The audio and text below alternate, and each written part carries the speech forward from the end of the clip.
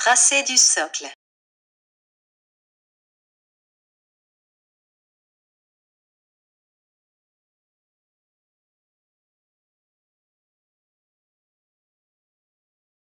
Tracé de la vue vestibulaire. Situation de la hauteur de la couronne en vue vestibulaire à 24,6 mm.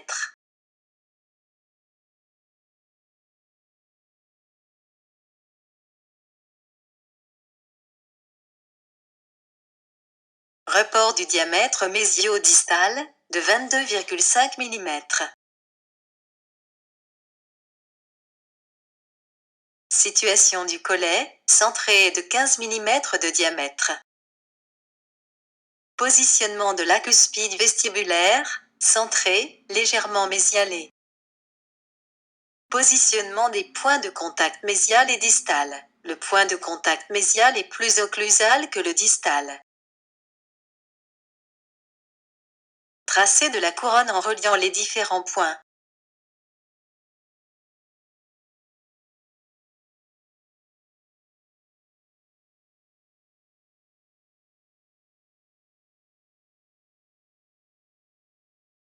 Le tracé de l'axe de la racine permet de la dessiner.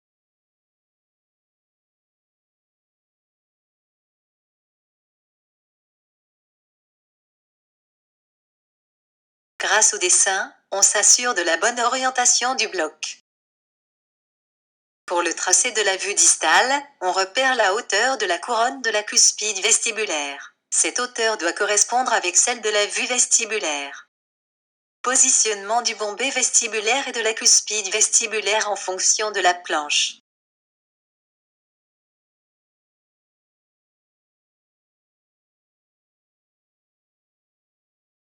Positionnement de la cuspide distolinguale à 16,5 mm de la cuspide vestibulaire et qui est située plus apicalement. Positionnement de la cuspide mésiolinguale à 15 mm de la cuspide vestibulaire qui est plus occlusale que la distolinguale et plus proche de la cuspide vestibulaire. Vérifiez la hauteur de la couronne en linguale qui est de 21 mm. Détermination du diamètre vestibulo-lingual au collet de 21,9 mm. Détermination du diamètre vestibulo-lingual de la couronne de 26,1 mm. Tracé de la vue distale grâce au point marqué.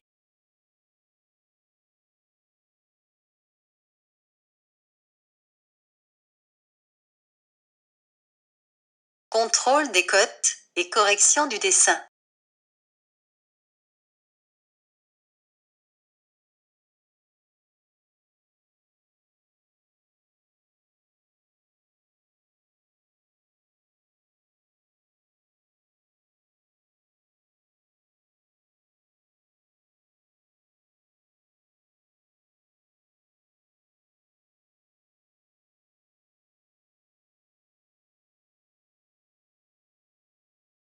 Il est possible de repérer l'ordre des façades sculptées pour ne pas se tromper durant le dégrossissage primaire. La marge de sécurité est tracée à 1 mm maximum du dessin. 1 mm de marge entraîne une surcote de 2 mm.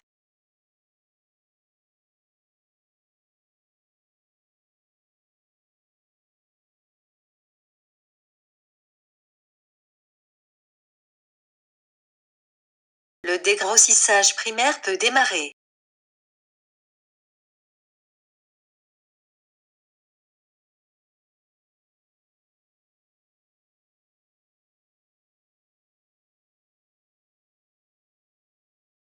La soustraction du plâtre se fait jusqu'au trait de la marge de sécurité, et non avant ce trait.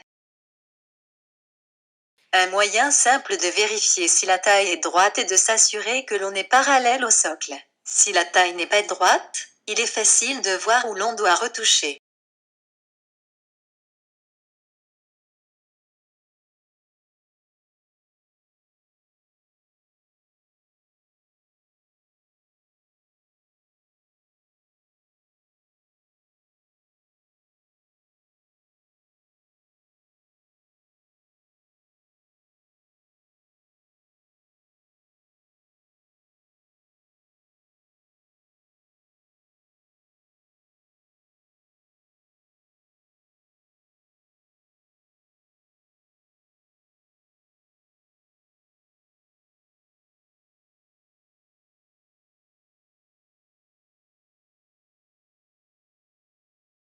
Avant de redessiner la vue vestibulaire, la séparation des cuspides vestibulaires et linguales est réalisée en suivant le tracé.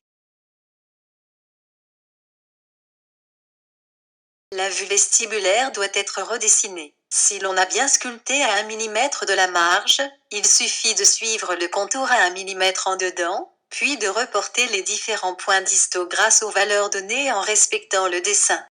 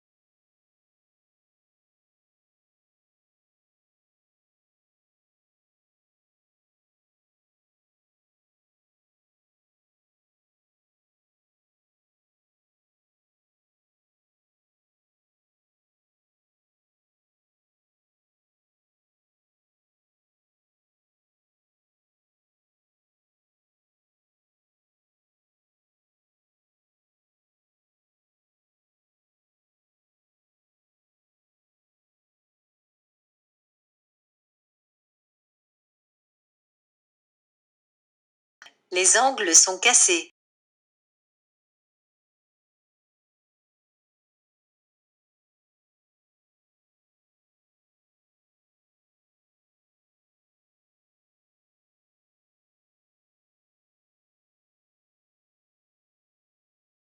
Repérage des points importants, fixés par les valeurs, et ceux appartenant à la ligne de plus grand contour tels que les points de contact distal et mésial.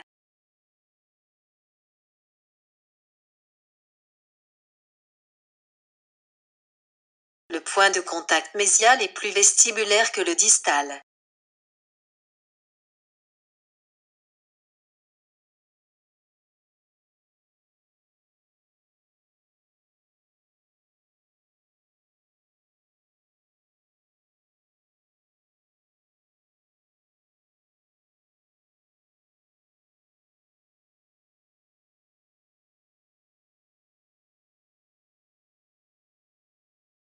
Le bombé vestibulaire est centré et il forme comme un dôme en vue occlusale. Ce point se retrouve sur les vues mésiales et distales. De chaque côté de ce point, les pans forment comme un toit qui sera reproduit sur le bloc.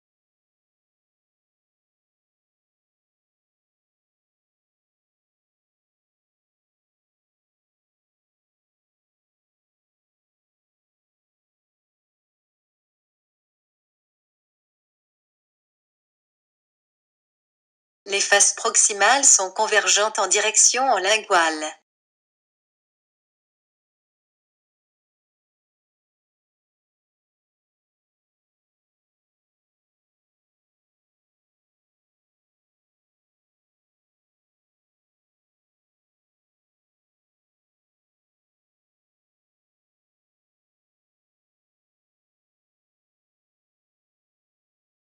En vue occlusale, la cuspide mésio-linguale est moins linguelée que la cuspide disto-linguale.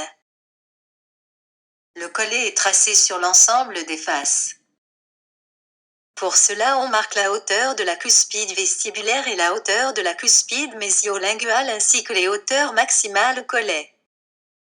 Pour rappel, pour placer ces hauteurs au collet, il faut réunir les hauteurs de couronne vestibulaire et linguale, tracer la perpendiculaire à cette droite et reporter la hauteur au collet.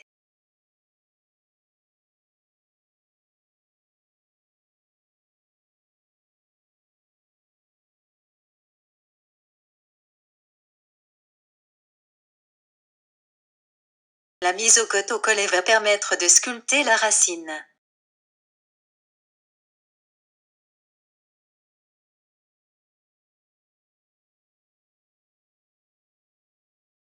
Attention, le diamètre mésio-distal au collet n'est pas centré mais déporté en vestibulaire.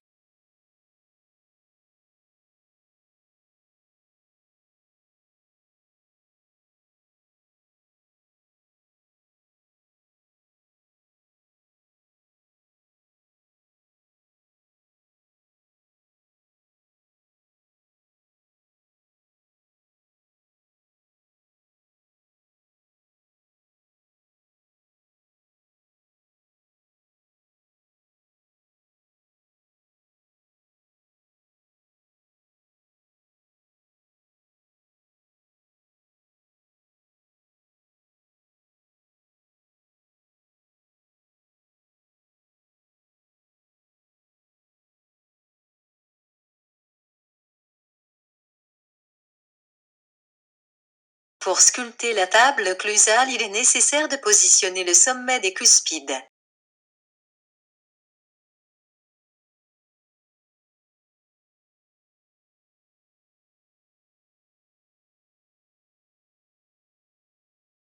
Le sommet de la cuspide vestibulaire est centré, est à 24,6 mm du collet.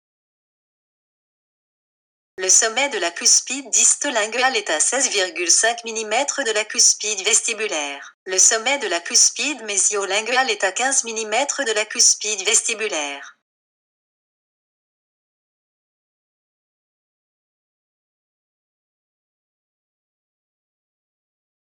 Les sommets des cuspides linguales sont distants de 12,6 mm.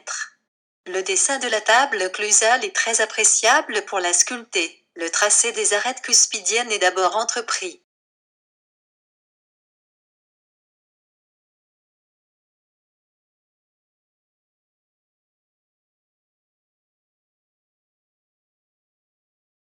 L'arête cuspidienne vestibulaire rejoint celle de la cuspide distolinguale.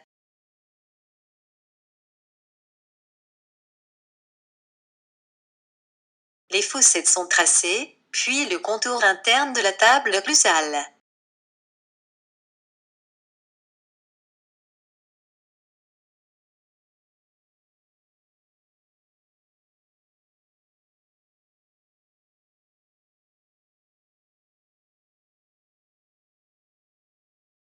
Le sillon intercuspidien lingual séparera les cuspides linguales.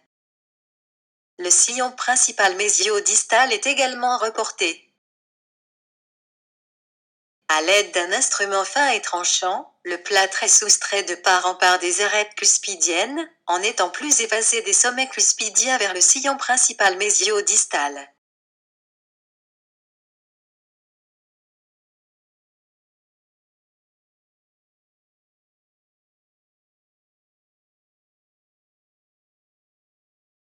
La séparation des cuspides linguales est tout de suite réalisée, puis la sculpture autour des arêtes cuspidiennes est reprise, tout en suivant le contour de la table occlusale.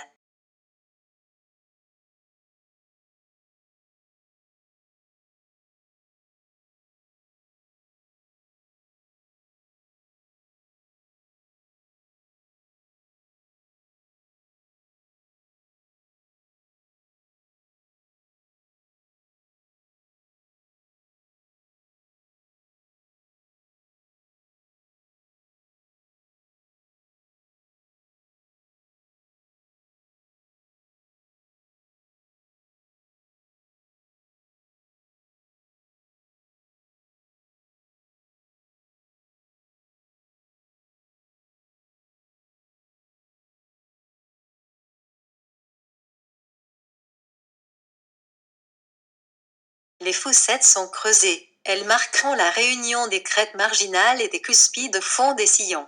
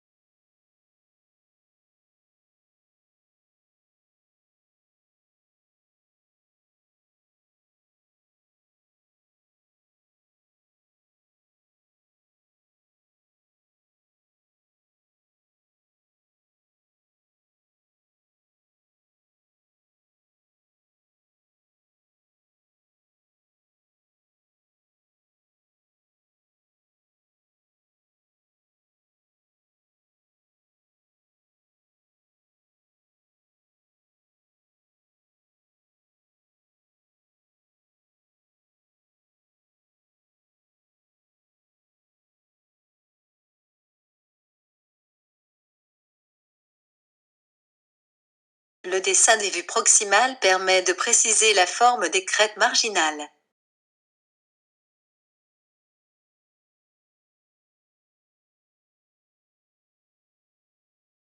Sculpture des crêtes marginales.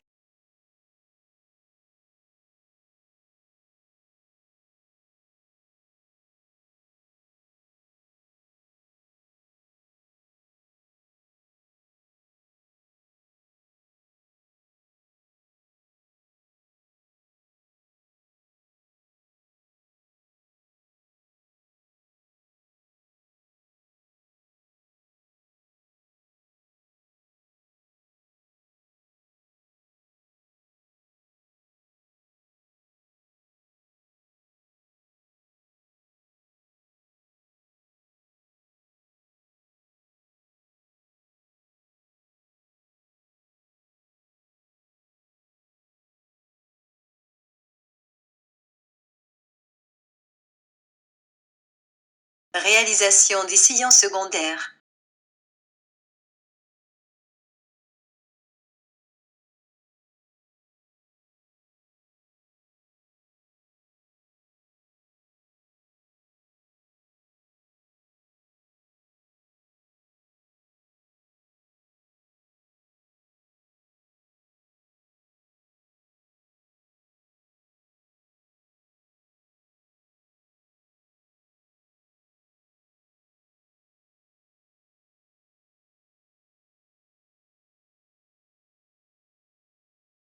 La racine est travaillée en suivant les courbes pulpaires pour lui donner sa forme.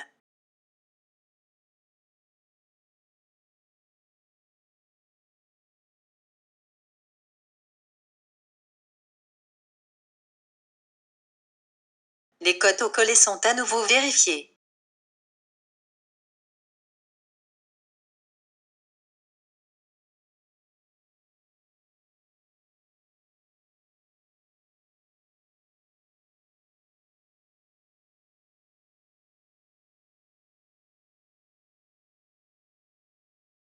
La couronne dentaire est corrigée dans sa portion cervicale en redessinant le collet et en cassant les angles pour réunir les faces.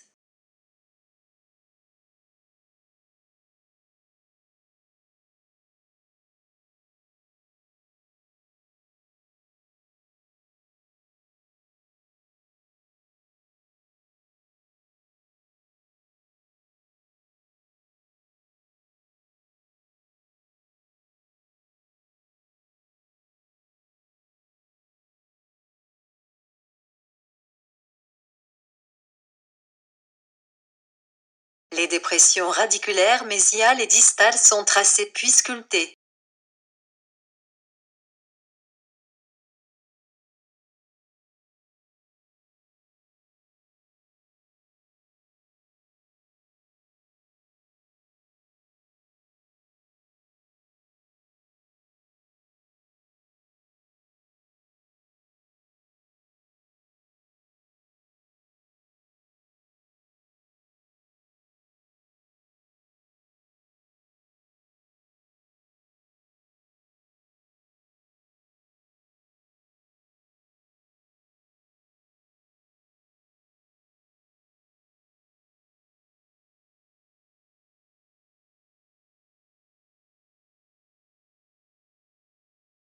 Après avoir réalisé le collet, les dernières finitions de la table occlusale sont amenées.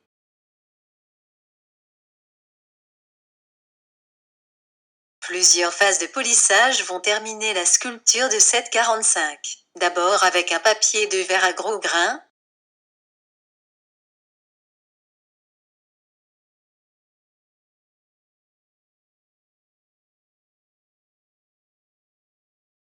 puis à grains moyens.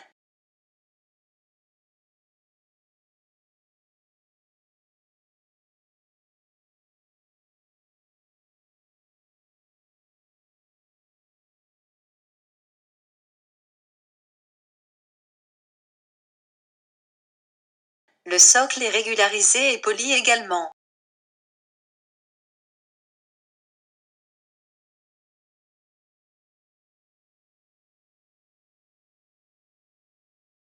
Un polissage avec du papier de verre agrafase et enfin trèfle vont finaliser cette dent.